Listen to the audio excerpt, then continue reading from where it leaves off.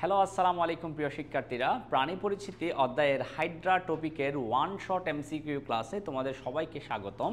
So আজকে আমরা Hydra one shot MCQ ক্লাসটা শুরু করতে যাচ্ছি এবং হাইড্রা টপিকের গুরুত্বপূর্ণ এমসিকিউগুলো নিয়ে আমরা এখানে আলোচনা করব। আশা করি তোমরা ক্লাসটা যদি শুরু থেকে শেষ পর্যন্ত দেখো তাহলে এই টপিক থেকে আসা এমসিকিউগুলো তোমরা সহজে আনসার করতে পারবা ইনশাআল্লাহ। তো আসো দেখা যাক প্রথমে আমরা কোন এমসিকিউটা নিয়ে আলোচনা করতেছি। দেখো প্রথমে যে এমসিকিউটা এখানে দেখা যাচ্ছে সেটা হচ্ছে হাইড্রা লম্বা দূরত্ব অতিক্রম করার জন্য কোন চলন সম্পন্ন করে। তাহলে এখানে হাইড্রার দুইটা গুরুত্বপূর্ণ চলন আছে, মনে রাখবা। একটা হচ্ছে তোমার লুপিং, একটা হচ্ছে তোমার লুপিং, যেটাকে বাংলায় বলা হয় হামাগুড়ি, আরেকটা হচ্ছে তোমার ডিগবাজি বা যেটাকে ইংরেজিতে বলা হচ্ছে সমারসল্টিং। এই দুইটা গুরুত্বপূর্ণ চলন থেকে তোমার এমসিকিউ আসে। বিশেষ করে মনে রাখবে এই যে লুপিং চলন, লুপিংয়ের ল থেকে মনে রাখবা লম্বা দূরত্ব অতিক্রম করার জন্য। তাহলে লুপিং চলনটা কোন দূরত্ব অতিক্রম করার জন্য? হাইড্রা লম্বা দূরত্ব অতিক্রম করার জন্য ব্যবহার করে। তাহলে এখানে বলছি কি লম্বা দূরত্ব অতিক্রম করার জন্য কোন চলন সম্পন্ন করে, তাহলে সেটা হচ্ছে কি লুপিং বা হামাগুড়ি। এটা হচ্ছে আনসার। আর যদি তোমাকে বলা হয় হাইড্রা দ্রুত চলনের জন্য কোন চলন অনুসরণ করে? দ্রুত চলনের জন্য অনুসরণ করে হচ্ছে তোমার ডিগবাজি বা সমারসল্টিং। ডিগবাজি দ্রুত চলন। তাহলে মনে রাখবা লুপিং হচ্ছে লম্বা দূরত্বের জন্য আর ডিগবাজি হচ্ছে দ্রুত চলন সম্পন্ন করার জন্য হাইড্রা অনুসরণ করে। তাহলে গেল। এরপর কোন এমসিকিউ যদি আমরা একটু দেখি, এরপর দেখা যাচ্ছে কোন প্রাণীতে টোটিপটেন্ট প্রকৃতির কোষ থাকে। দেখো টোটিপটেন্ট। এখন এখানে একটু লক্ষ্য করো, এখানে হচ্ছে তোমার টোটি মিন হচ্ছে কি টোটাল, অর্থাৎ সব, ঠিক আছে। আর পটেন্ট মিন হচ্ছে ক্ষমতা বা সম্ভাবনা, ঠিক আছে, ক্ষমতা বা কি সম্ভাবনা। অর্থাৎ কোন কোষটা, হাইড্রার কোন কোষটার এমন ক্ষমতা আছে যে সব ধরনের কোষ এসে রূপান্তরিত হতে পারে, সেই কোষটা হচ্ছে হাইড্রার মধ্যে এরকম একটা টোটিপটেন্ট কোষ থাকে, যেটা আসলে সব ধরনের কোষের মধ্যে রূপান্তরিত হওয়ার ক্ষমতা রাখে। এই কোষটার নাম হচ্ছে ইন্টারস্টিশিয়াল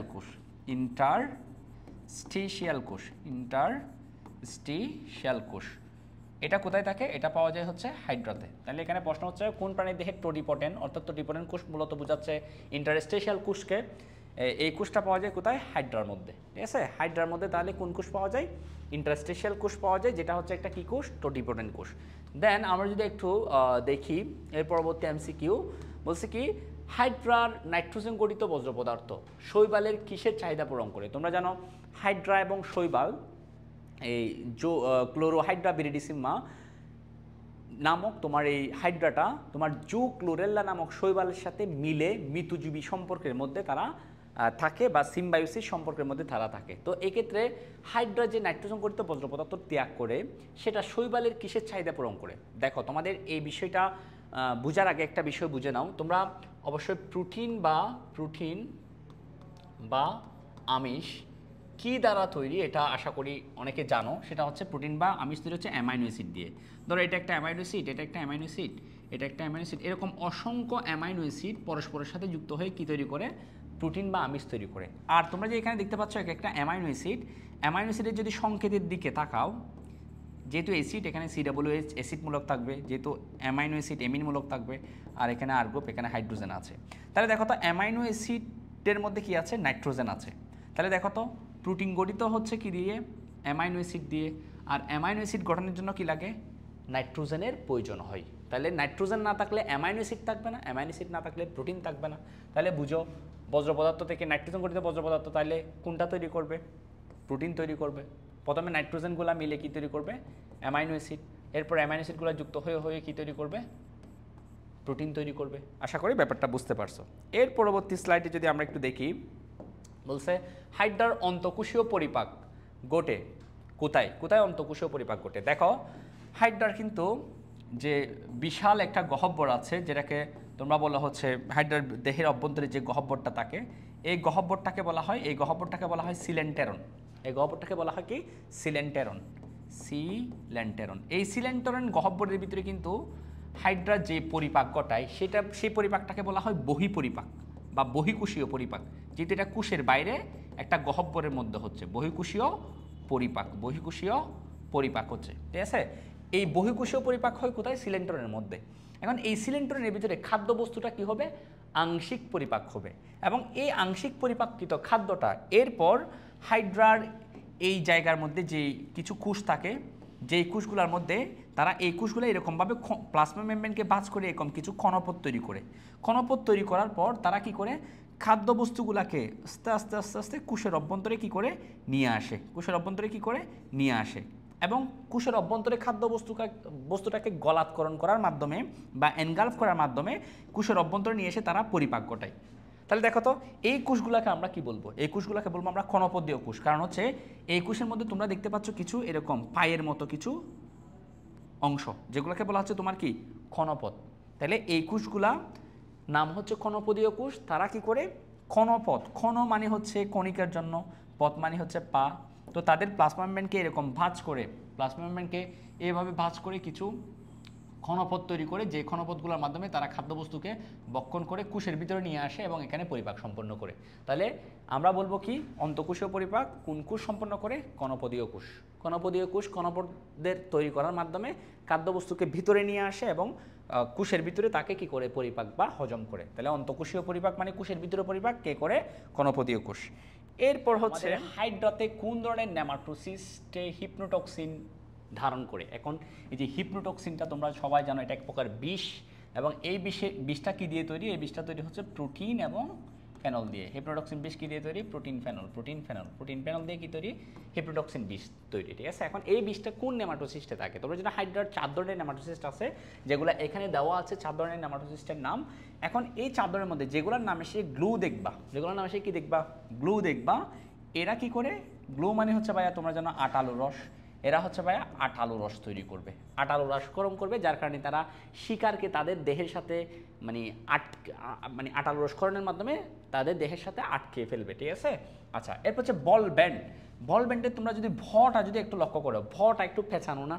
তাহলে মনে রাখবা যে নেমাটোসিসটা বল ব্যান্ড নেমাটোসিস, সেটা কি করে? শিকারকে এরকম পেঁচিয়ে তার সূত্রক দিয়ে এরকম পেঁচিয়ে দেয়। তাহলে বল ব্যান্ডের ভ হচ্ছে পেঁচানো, তাহলে তার মনে রাখবা সহজে বল ব্যান্ডের কাজ হচ্ছে পেঁচিয়ে ফেলা। তাহলে বাকি রইল কি? পেনিট্রেন্ট। তাহলে পেনিট্রেন্টটা কি করে দেয়? এই পেনিট্রেন্ট নেমাটোসিসটা তার সূত্রকটা অন্য শিকারের প্রাণীর দেহের মধ্যে এরকম কি করে দেয়? পেনিট্রেট করে দেয়, ঢুকিয়ে দেয়, প্রবিষ্ট করে দেয়, ঠিক আছে। এবং প্রবিষ্ট করে এখান থেকে হিপনোটক্সিন বিষটা কি করে? শিকারের দেহের মধ্যে পাঠিয়ে দেয়, ফলে সে অবশ হয়ে যায়, ঠিক আছে। তাহলে এরকম পেনিট্রেট করার মাধ্যমে বিষ প্রবেশ করিয়ে দেয় বলে এই নেমাটোসিস্টের নাম হয়েছে পেনিট্রেন্ট নেমাটোসিস। তাহলে তোমাকে যদি প্রশ্ন করে পেনিট্রেন্ট নেমাটোসিস এর মধ্যে মূলত কি থাকে? হিপনোটক্সিন বিষ থাকে মূলত এই নেমাটোসিস্টে, এবং এটি হিপনোটক্সিন বিষ দিয়ে কি করে? শিকারকে অবশ করে দেয়, ঠিক আছে। ফলে এখানে উত্তর হবে নেমাটোসিস্টের মধ্যে হিপনোটক্সিন বিষ থাকে, সেটা হচ্ছে পেনিট্রেন্ট। তোমরা দেখো এখানে আমরা কাজ কিন্তু 4টার কাজই জেনে গেলাম।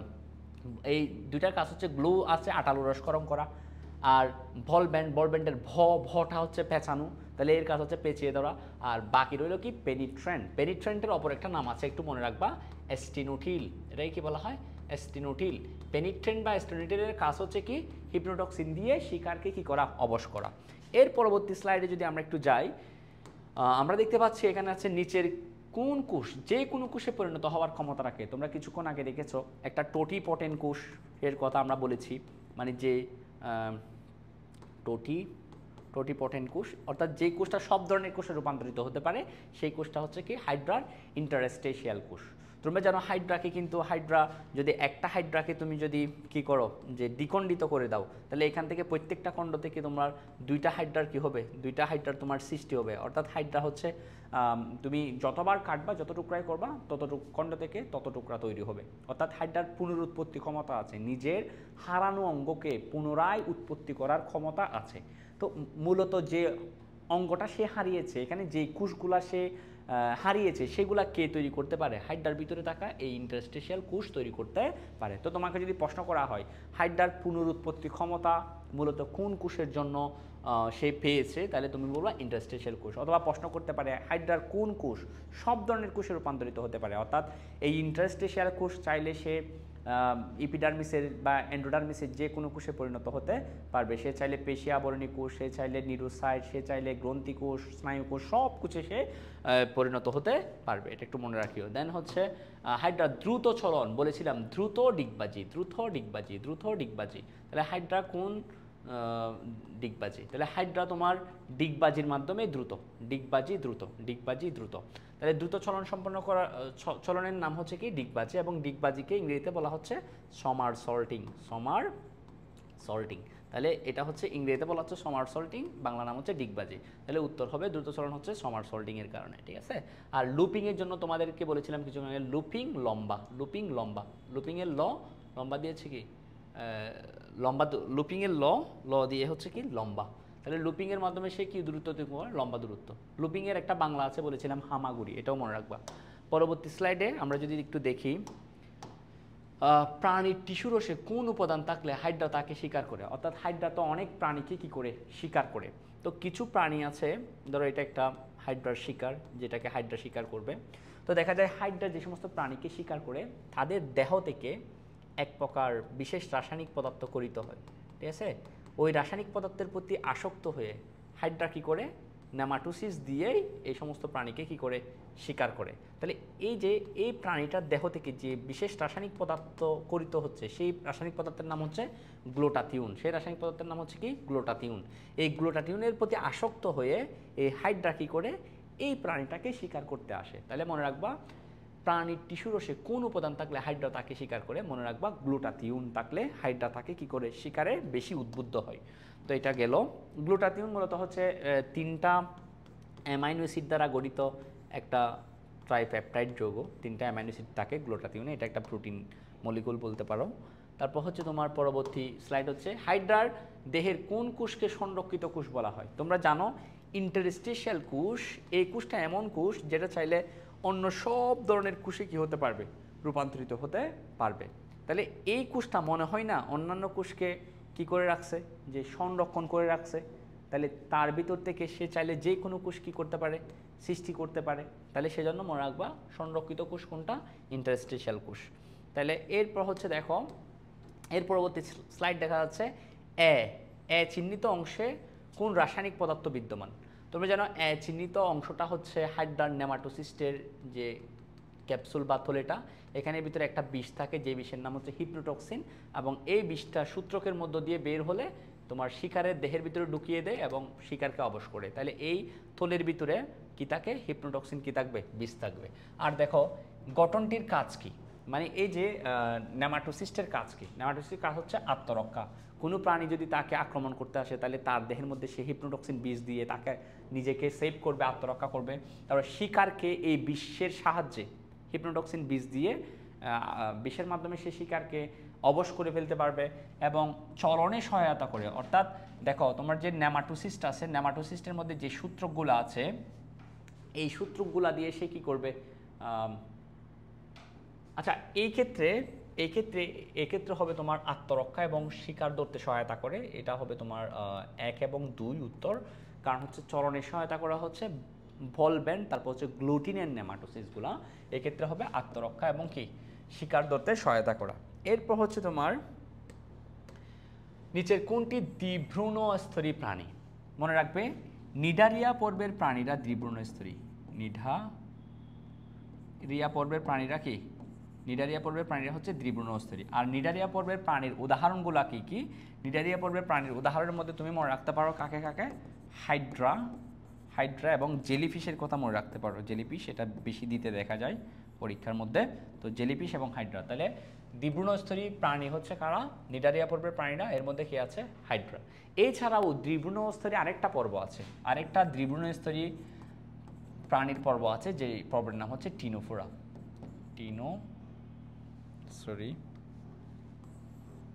যেটার নাম হচ্ছে কি? টিনোফোরা। তাহলে কোন পর্বের প্রাণীরা হচ্ছে দ্বিভ্রূণস্তরী যদি বলে, একটা হচ্ছে নিডারিয়া আর একটা হচ্ছে কি? টিনোফোরা। তো নিডারিয়া পর্বের প্রাণীদের মধ্যে যদি প্রাণীর নাম আসে, বিশেষ করে আসতে পারে হাইড্রা এবং কার কথা? জেলিফিশের কথা। তাহলে দ্বিভ্রূণস্তরী প্রাণী কারা? হচ্ছে নিডারিয়া পর্বের প্রাণীরা, যেমন হাইড্রা। ঠিক আছে। এর পরবর্তী হচ্ছে যদি আমরা স্লাইডে যাই, হাইড্রার গেস্টোডার্মিসের কোষ কোনটি? গেস্টোডার্মিস দেখো, হাইড্রার বহিঃত্বককে বলে আমরা ইপিডার্মিস। ইপিডার্মিস, এই ইপিডার্মিসের মধ্যে 7 ধরনের কোষ থাকে। কয় ধরনের কোষ? 7 ধরনের কোষ। এগুলো মনে রাখার একটা সহজ উপায় আছে, দেখো এগুলো হচ্ছে নিচ, পয়সায় সংগ্রহ। নিচ পয়সায় কি? সংগ্রহ। ঠিক আছে, এখন আসো, নিচ দিয়ে হচ্ছে কি? নিডোসাইট। নি দিয়ে হচ্ছে কি? নিডোসাইট কোষ। হাইড্রার এপিডার্মিসে কি কি কোষ থাকে? নিডোসাইট। 7 ধরনের কোষ কি কি দেখো? নিডোসাইট, জনন কোষ থাকতে পারে, শুক্রাণু, ডিম্বাণু, জনন কোষ। ঠিক আছে, পয় দিয়ে হচ্ছে পেশি আবরণী কোষ, পেশি আবরণী কোষ। ঠিক আছে, এরপর সা দিয়ে হচ্ছে স্নায়ু কোষ। ই দিয়ে হচ্ছে ইন্টারস্টিশিয়াল কোষ।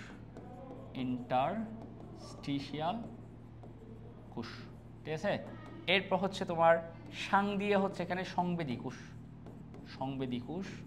গ্রহ দিয়ে হচ্ছে তোমার গ্রন্থি কোষ। তাই এই 7 ধরনের কোষ কোথায় থাকে? তোমার ইপিডার্মিসে।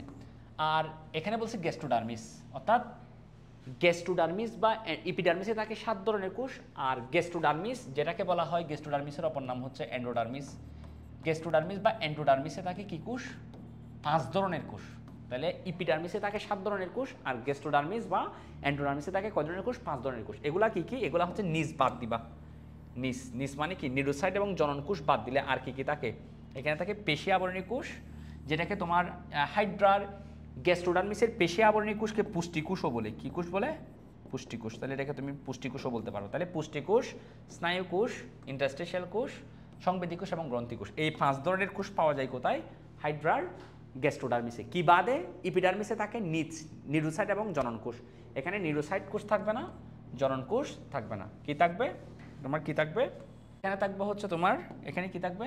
নিডোসাইট নিচ থাকবে না, নিডোসাইট থাকবে না এবং জনন কোষ থাকবে না। কি থাকবে? পুষ্টিকোষ থাকবে। হাইড্রার গেস্টোডার্মিসে তোমরা দেখছো পুষ্টিকোষ আছে, আর প্যারাইটাল কোষ এটা হাইড্রার মধ্যে পাওয়া যায় না, হাইড্রার কোনো অংশে এই কোষটা পাওয়া যায় না। তাহলে এখানে উত্তর হবে গেস্টোডার্মিসে কোষ থাকে পুষ্টিকোষ। তাহলে গেস্টোডার্মিসে 5 ধরনের কোষ, আর এন্ডোডার্মিসে থাকে 7 ধরনের কোষ। কোষের নামগুলো একটু মনে রাখবা, এমসিকিউতে এভাবে আসতে পারে। তাহলে এরপর হচ্ছে তোমার দেখো, হাইড্রার লম্বা দূরত্ব, কিছুক্ষণ আগে বলেছি লম্বা দূরত্ব হচ্ছে লুপিং। তাহলে লুপিং বা হামাগুড়ি, এটাই হচ্ছে উত্তর। আর ডিগবাজি হচ্ছে দ্রুত চলন, ডিগবাজি বা সমারসল্টিং হচ্ছে দ্রুত চলন, এটা আশা করি পারবা। এর পরবর্তী দেখা যাচ্ছে নিডারিয়া পর্বের প্রাণীদের কত ধরনের নেমাটোসিস থাকে? 23 ধরনের নেমাটোসিস থাকে নিডারিয়া পর্বের প্রাণীতে। আর নিডারিয়া পর্বের প্রাণীর আমরা আলোচনা করছি কাকে? হাইড্রাকে। হাইড্রার মধ্যে থাকে 7 ধরনের নেমাটোসিস। হাইড্রার মধ্যে কয় ধরনের নেমাটোসিস? নিডারিয়া পর্বের প্রাণীদের মধ্যে সব, মানে নিডারিয়া পর্বের মধ্যে যত প্রাণী আছে সব প্রাণীর মধ্যে তোমার কোষ নিয়ে দেখা গেল 23 ধরনের নেমাটোসিস পাওয়া যায়। কিন্তু হাইড্রার মধ্যে 23 ধরনের থাকে না, হাইড্রার মধ্যে 23 ধরনের থেকে মাত্র 4 ধরনের নেমাটোসিস পাওয়া যায়। তাহলে যদি বলা হয় নিডারিয়া পর্বে কত ধরনের নেমাটোসিস পাওয়া যায়, তাহলে বলবা 23 ধরনের। আর যদি বলি শুধু হাইড্রার মধ্যে কত ধরনের নেমাটোসিস পাওয়া যায়, তাহলে বলবা 4 ধরনের নেমাটোসিস হাইড্রার মধ্যে পাওয়া যায়। গেল। এরপর হচ্ছে তোমার হিপনোটক্সিন কোন কোষে থাকে? হিপনোটক্সিন কোষ থাকে নিডোসাইটে, এটা আমরা জানি। নিডোসাইট কোষের মধ্যে কি থাকে? হিপনোটক্সিন কোষ থাকে। আচ্ছা, এরপর হচ্ছে তোমার দেখো, হাইড্রার দেহের ভার কোর্সিকার উপরে স্থাপন করে, অর্থাৎ হাইড্রার ধরো এগুলো হচ্ছে তোমার কি? এগুলার কোর্সিকা। এই কোর্সিকার উপর দেহের ভারটা স্থাপন করে পায়ের মতো ব্যবহার করে চলাকে কি বলে? দেখো তখন কি হয়, ধরো এটা হচ্ছে একটা তল বা এটা হচ্ছে একটা তল চিন্তা করো, তখন হাইড্রাটা কি করে? হাইড্রা তার দেহের বটটাকে কি করে? কোর্সিকাগুলা দেহের ভারটাকে তোমার বহন করে এভাবে কি করে? হাঁটে। অনেকটা কীরকম? আমাদের হাতটা ধরো আমরা মাটিতে দিয়ে পাগুলা উপরের দিকে দিয়ে হাঁটা, ওই রকম হয়। অর্থাৎ পাদচাকতিটাকে সে উপরের দিকে নিয়ে যাবে এবং কোর্সিকাগুলাকে বৃত্তির সাথে দিয়ে এরকমভাবে আস্তে আস্তে চলতে থাকবে। এটাকে বলা হয় অনেকটা হাঁটার মতো না, হাঁটার মতো না এটা, সেজন্য এটাকে বলা হয় হাঁটা। ঠিক আছে, তাহলে গেল।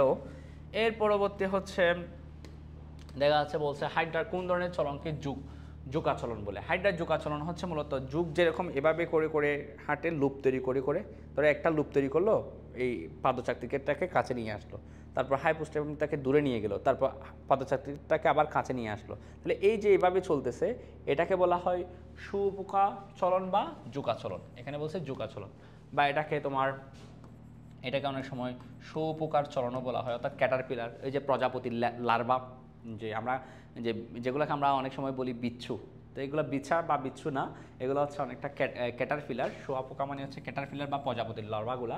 এই লার্ভাগুলাও অনেক সময় জুকের মতো এরকম চলাচল করে, ঠিক আছে, তোমরা অনেকে দেখছো। তাহলে জুক আচরণ বা তোমার শুঁয়াপোকার মতো চলন হচ্ছে কোনটা, এটা হচ্ছে লুপিং। তাহলে লুপিং হচ্ছে যোগাচলন বা শুঁয়াপোকার মতো চলন, এটা আশা করি বুঝতে পারছো। এর পরবর্তী হচ্ছে তোমার ভলবেন নেমাটোসিস্ট। ভলবেন নেমাটোসিস্ট আসলে কি করে, এটা ভলবেন নেমাটোসিস্ট যদি তোমরা বইয়ের চিত্রটা দেখো, দেখবে যে এরকম পেঁচানো, এরকমভাবে পেঁচানো, অর্থাৎ তার শীর্ষকটা বন্ধ থাকে, শীর্ষদেশ কি থাকে, বন্ধ থাকে।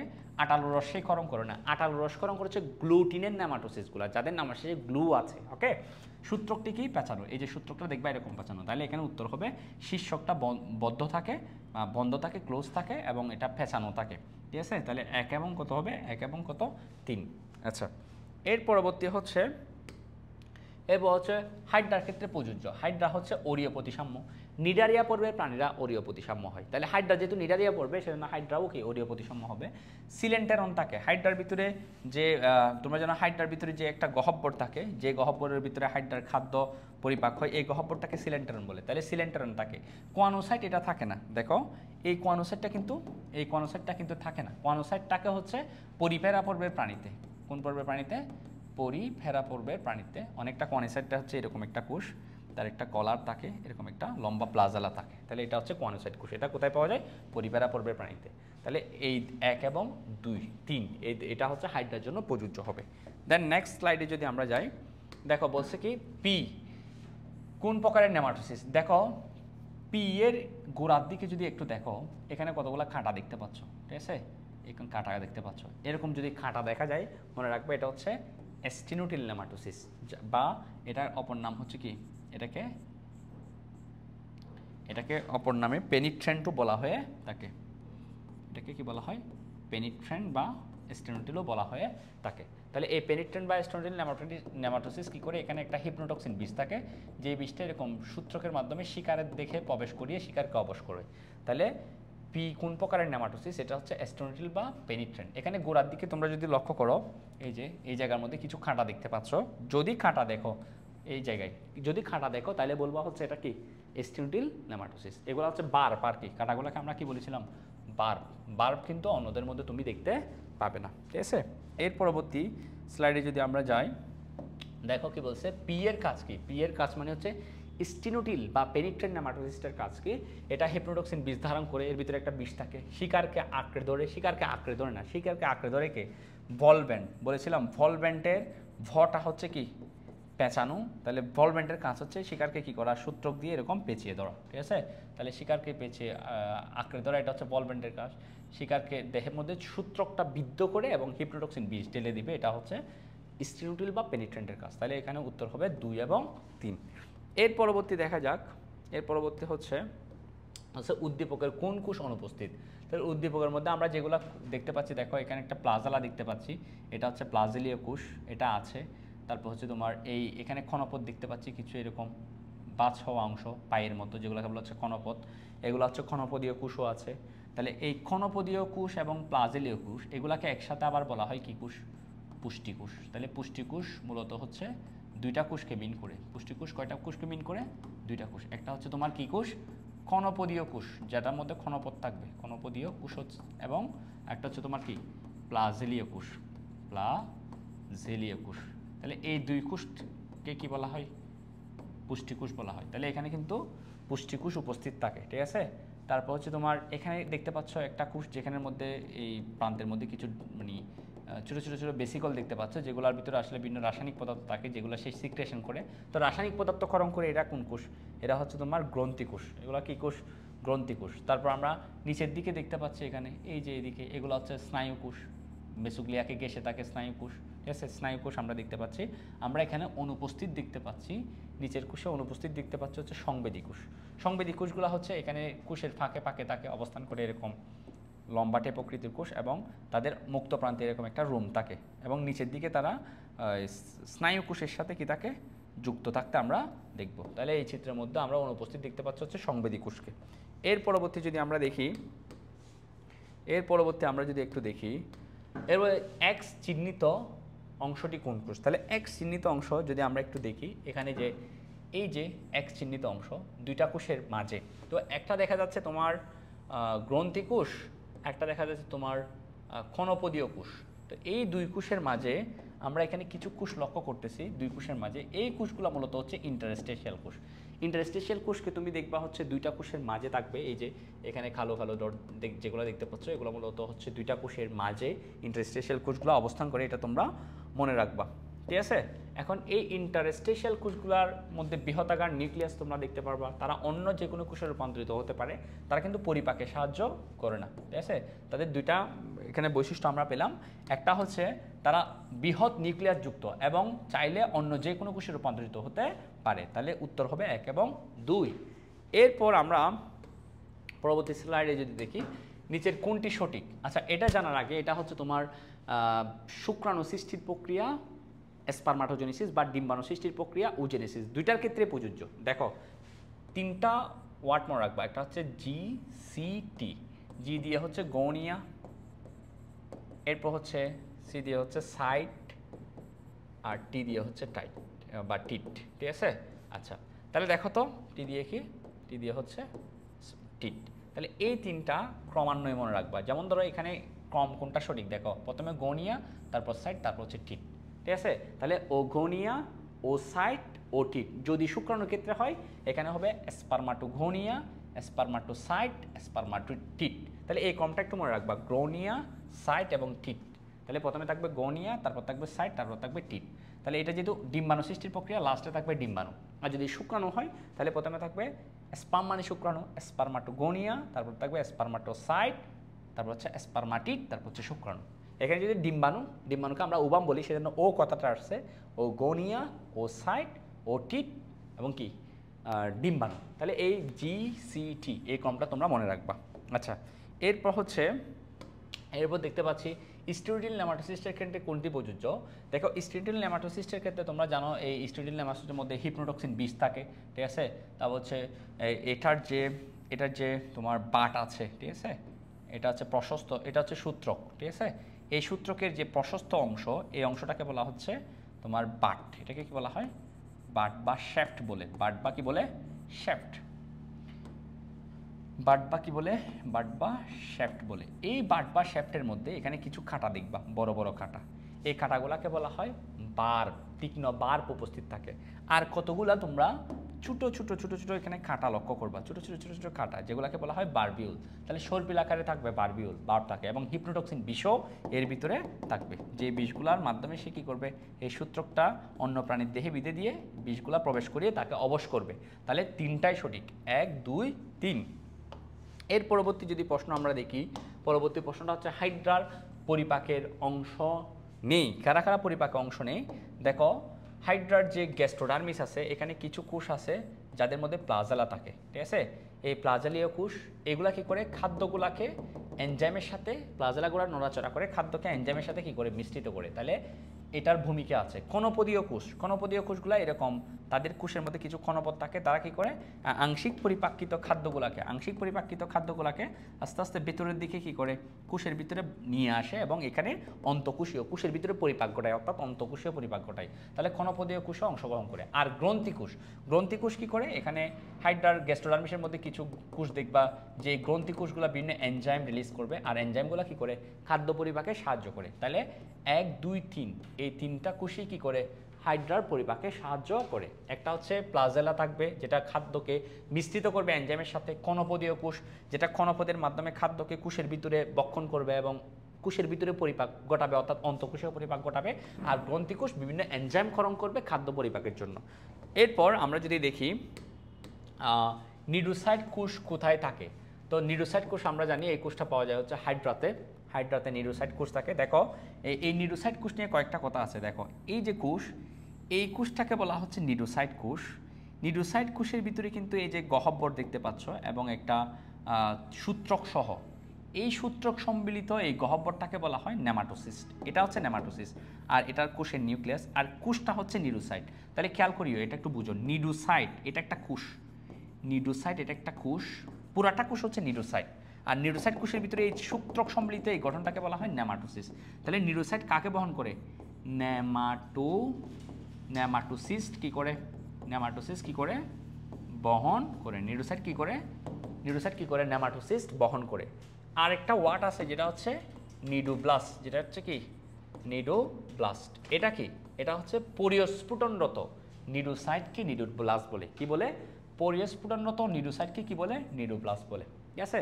আর নিউরোসাইট কি, নিউরোসাইট হচ্ছে একটা কোষ, নামের শেষে সাইট থাকলে এটা হচ্ছে কোষ, নামের শেষে কি থাকলে সাইট থাকলে এটা বুঝবা হচ্ছে কোষ। যেহেতু নিউরোসাইট এটার নামের শেষে সাইট আছে তাহলে এটা একটা কোষ, এবং এটা কি বহন করে, একটা গহ্বর সম্মিলিত একটা সূত্রক সম্মিলিত গঠন সে বহন করে, যেটাকে বলা হচ্ছে নেমাটোসিস্ট। আশা করি নিউরোসাইট, নেমাটোসিস্ট, নিডোব্লাস্ট এগুলোর মধ্যে তোমার আর কনফিউশন হবে না। আচ্ছা, এরপর হচ্ছে তোমার বল ব্যান্ড। বল ব্যান্ডের বৈশিষ্ট্য, বল ব্যান্ডের মধ্যে তোমার দেখবা বারবিউল এগুলো থাকে না, কোনো শ্যাফট থাকে না। শ্যাফট বলতে প্রশস্ত, এই যে নেমাটোসিস্টের যে সূত্রকের একটা কি আছে, সূত্রকের একটা প্রশস্ত অংশ থাকে, এই প্রশস্ত অংশটাকে শ্যাফট বলে। এখানে শ্যাফটটা দেখা যাবে না, সূত্র ক্ষুদ্র ক্ষুদ্র কাটাও দেখা যায় না, এগুলা কোনোটাই দেখা যায় না। শুধু দেখবা হচ্ছে তার যে সূত্রকের যে অগ্রভাগটা থাকে, এই অগ্রভাগটা থাকে এরকম পেঁচানো, এবং এটা থাকে এরকম বদ্ধ। এখানে বদ্ধ দেখবা, অগ্রভাগটা হচ্ছে বদ্ধ, তাহলে সূত্রকের অগ্রভাগ হচ্ছে বদ্ধ। ঠিক আছে। এই শ্যাফট, তার কোনো শ্যাফট দেখবা না তোমরা, এরকম প্রশস্ত অংশ দেখবে না। এই সূত্রকটা এরকম প্রশস্ত হয়ে কোনো অংশ গঠন করে না। তার মধ্যে বার মানে কিছু কাটা, বারবিউল মানে হচ্ছে ছোটো কাটা, এই কাটাগুলা দেখবে না। ঠিক আছে। তার ক্ষেত্রে সঠিক কোনটা, তার যে সূত্রক এটার অগ্রভাগটা এরকম বদ্ধ বা ক্লোজ থাকবে, এটা হচ্ছে সঠিক উত্তর। এরপর হচ্ছে একবার ব্যবহৃত হওয়ার পর নেমাটোসিস্টের পরিণতি কি হয়। দেখো, একবার ব্যবহৃত হলে নেমাটোসিস্টটা আর তোমার দ্বিতীয় ব্যবহৃত হতে পারে না। ধরো এটা হচ্ছে একটা নেমাটোসিস্ট, এটা হচ্ছে তার সূত্রক, সূত্রকটা এমনি স্বাভাবিক অবস্থায় কিন্তু ভেতরে থাকে। যখন কিন্তু সেই সূত্রকটা একবার এরকমভাবে কি করে, সূত্রকটা একবার নিক্ষেপ করে, তখন এই সূত্রকটা সে আর ব্যবহার করতে পারে না দ্বিতীয়বার। আর একবার নিক্ষেপ করার পর সে আর দ্বিতীয়বার এটাকে ব্যবহার করতে পারবে না। ঠিক আছে। তখন কি হয়, এটা হাইড্রার দেহের সিলেন্ট্রনের ভিতরে আস্তে আস্তে চলে যায় এবং হজম হয়ে যায়। তাহলে দেখো, একবার ব্যবহৃত নেমাটোসিস্টের পরিণত কি হয়, সেটা কি হয়ে যায়, পরিপাক হয়ে যায় বা হজম হয়ে যায়। দেখো, একটা নেমাটোসিস্ট যখন একবার ব্যবহারের পর সেটা পরিপাক হয়ে যাবে, ওই জায়গায় কিন্তু ইন্টারস্টেশিয়াল কোষ আরেকটা নেমাটোসিস্ট তৈরি করে দিবে, এটা আমরা মনে রাখবো। এরপর হচ্ছে বলছে কি, এ অঙ্গটির নাম কি। দেখো, আমি বলছিলাম এখানে যদি তোমরা খাটা দেখো, গোড়ার দিকে যদি খাটা দেখো, তাহলে এটা একদম বসায় দিবা হচ্ছে, এটা একদম মুখস্থ তুমি দাগ দিয়ে দিতে পারো। সেটা হচ্ছে কি স্টেনোটিল, বা এটাকে অপর নাম কি বলা হয়, স্টেনোটিল অপর নাম পেনিট্রেন্ট। ঠিক আছে। তাহলে গোড়ার দিকে যদি খাটা দেখো তাহলে কি বলবা, স্টেনোটিল বা কি পেনিট্রেন্ট। এখন এর পরবর্তী দেখো, বি অংশটির নাম কি। বি অংশটির নাম হচ্ছে তোমার, এখানে যে তন্তু দেখতে পাচ্ছ এটা হচ্ছে বি অংশটা। দেখো তো একটা সুতার মতো না, এই যে দেখো, এটা হচ্ছে নিউরোসাইট কোষ। তো নিউরোসাইট কোষের এটা ধরো নিউক্লিয়াস। তো এখানে নিউরোসাইট কোষের মধ্যে এটা হচ্ছে সাইটোপ্লাজম, এখানে সাইটোপ্লাজম, প্লাজমা মেমব্রেনের দুই মাঝে সাইটোপ্লাজম। এখানে একটা সূত্রক দেখতে পাবে এরকম, যেটা যেহেতু সূত্রকার সেজন্য এটাকে বলা হচ্ছে লেসু তন্তু। লেসু মানে হচ্ছে এরকম, লেসু দ্বারা কি বোঝাচ্ছে, তন্তু বোঝাচ্ছে, তন্তু বোঝাচ্ছে। তাহলে মনে রাখবো এটা হচ্ছে লেসু তন্তু। এবং আরেকটা বিষয় থাকে এখানে, কতগুলা এখানে পেশি তন্তু থাকে, আবার পেশি সূত্রক থাকে, যেগুলো হচ্ছে এইভাবে আমরা আমাদের বইতে লক্ষ্য করি। এই তন্তুগুলাকে, যেগুলা নিউরোসাইটের যে তোমার কোথায় সাইটোপ্লাজমের মধ্যে তোমার প্রসারিত থাকে, এগুলাকে বলা হচ্ছে পেশিতন্তু। তাহলে এই যে সুতার মতো এটা হচ্ছে লেসু, সুতার মতো এটা কি লেসু। তাহলে এরপর হচ্ছে, তাহলে তোমরা এর পরবর্তী যদি এমসিকিউতে আমরা যদি যাই, এরপর যদি দেখা যাচ্ছে অংশটির বৈশিষ্ট্য কি। অংশটি দেখো, এই অংশটাকে বলা হচ্ছে তোমার, এই অংশটাকে বলা হচ্ছে, এটার সাথে আগে একটা বিষয় বুঝে রাখি, এটার সাথে যদি কোনো প্রাণী মানে স্পর্শ করে এটাকে, তখন এখানে ভিতরে যে সূত্রকটা তোমরা দেখতে পাচ্ছ এর ভিতরে, এখানে হচ্ছে এটা হচ্ছে, এটাকে বলা হয় নিডোসিল। এই অংশটা হচ্ছে মূলত হচ্ছে কি নিডোসিল। এটার সাথে এসে যদি কোনো প্রাণী এরকম স্পর্শ করে, তখন এখান থেকে কি হয়, একটা সূত্রক কি হবে, নিক্ষেপিত হবে। ঠিক আছে। তাহলে এটা তোমার যান্ত্রিক উদ্দীপনা গ্রহণ করে, মানে এটা টিগারের মতো কাজ করে, মানে এটার বন্দুকের যেরকম টিগার ছাপলে যেরকম গুলি বের হয়ে যায়, এটার সাথে যদি কোনো প্রাণী স্পর্শ করে তখন সূত্রকটা বের হয়ে যাবে। এবং তাহলে যান্ত্রিক উদ্দীপনা, অর্থাৎ সরাসরি স্পর্শ করতে হবে, তখনই এটা বের হবে। সেজন্য বলবো এটা যান্ত্রিক উদ্দীপনা গ্রহণ করে, সরাসরি স্পর্শের উদ্দীপনা, তারপর হচ্ছে ট্রিগারের মতো কাজ করে, কারণ এটার সাথে লাগার সাথে সাথে একটা সূত্রক বের হয়ে যাবে এবং অপারকুলাম খুলতে সাহায্য করে। আচ্ছা, এখানে একটা ঢাকনা থাকে, বুঝছো, এখানে একটা কি থাকে, এখানে একটা ঢাকনা থাকে। তো এই ঢাকনাটা কিন্তু কুলেই সূত্রকটা নিক্ষেপিত হয়। তাহলে এই ঢাকনাটা খুলতে কে সাহায্য করে? নিডোসিল সাহায্য করে। তাহলে এখানে হবে দেখো এখানে অপারকুলাম খুলতে সাহায্য করে। তাহলে এখানে আসলে 1 2 3, এখানে 3টাই অপশনে হবে, একটু মনে রাখবো, এটা একটু ভুল আসলে 1 2 3, এই 3টাই এখানে হবে অপশনে, এটা একটু আমরা মনে রাখবো। তারপর হচ্ছে তোমার এর পরবর্তী হচ্ছে কে হাইড্রার পুনরুৎপত্তি ক্ষমতা আবিষ্কার করেছে। দেখো হাইড্রার পুনরুৎপত্তি বলতে তোমরা আসলে কি বুঝো? দেখো একটা হাইড্রা যখন আমরা জানি হচ্ছে একটা হাইড্রা যখন কি হয় দ্বিগণ্ডিত করে ফেলো, তাহলে দুইটা খন্ড থেকে কিন্তু দুইটা নতুন হাইড্রা সৃষ্টি হবে। তাহলে হাইড্রা কিন্তু তার হারানো অঙ্গটা, যে অঙ্গটা সে হারাবে সেটা পুনরায় সে তৈরি করতে পারবে, যেটাকে বলা হচ্ছে পুনরুৎপত্তি ক্ষমতা। যে ক্ষমতাটা সে কোন কোষের জন্য পেয়েছে তোমরা বলতে পারবা? সেটা হচ্ছে কি কোষ? ইন্টারস্টিশিয়াল কোষ। তাহলে মনে রাখবা এই পুনরুৎপত্তি ক্ষমতা বা নিজের হারানো অঙ্গকে পুনরায় ফিরে পাওয়ার এই ক্ষমতা আবিষ্কার করেছে বিজ্ঞানী ট্রিমলে। তোমরা আশা করি এতটুকু বুঝতে পেরেছ। এর পরবর্তী স্লাইডে আমরা রুই মাছের এমসিকিউগুলো নিয়ে আলোচনা করব। তোমরা যদি এই এমসিকিউগুলো একটু ভালো করে পড়ো, এগুলো পরীক্ষায় বেশিবার আসতে দেখা গেছে, সো বেশি বেশি প্র্যাকটিস করবা, ইনশাল্লাহ এখান থেকে তোমরা এমসিকিউ কমন পাবে। ধন্যবাদ সবাইকে, আসসালামু আলাইকুম।